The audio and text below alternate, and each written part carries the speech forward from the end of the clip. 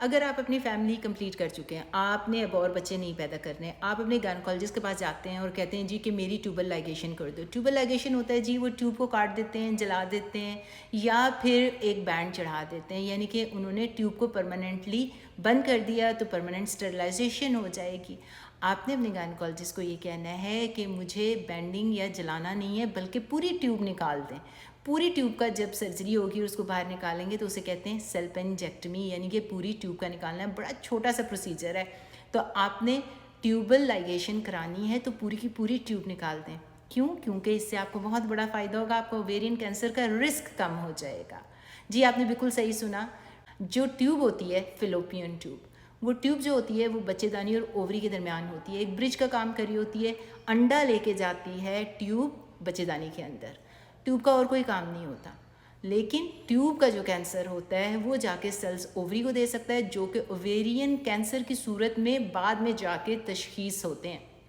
Ovarian cancer जब तक diagnose होता है बहुत लेट हो गया होता है, आमतौर पे फैल गया होता है और यूजुअली बुढ़ापे की ये बीमारी है 67 के बाद जाके पता चलता है। 1 in 78 इसका रिस्क है, यानी कि ख़तरा है कि 78 औरतों में से एक को ओवेरियन कैंसर होगा।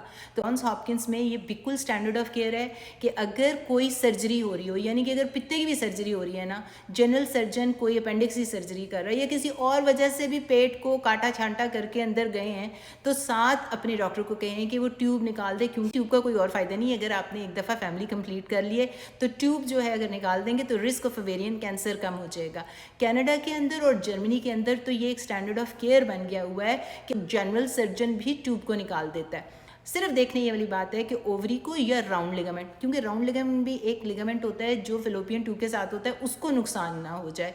तो गायनी के लिए तो ये बहुत आसान काम है, हमारा तो दिन रात का काम है। हमें पता है कि ट्यूब कैसी दिखती है और उसको यूं करके हमने आराम से काट देना होता है। छोटा सा प्रोसीजर है लेकिन ओवेरियन कैंसर के रिस्क को कम कर देगा। तो आपने क्या करना है, अगर बच्चे बनाने बंद कर दिए हैं, फैमिली कंप्लीट हो गई है, अपने डॉक्टर के पास अगर आप परमानेंट स्टरलाइजेशन के लिए गए हैं तो सेल्पेंजेक्टमी यानी कि पूरी ट्यूब निकलवानी है।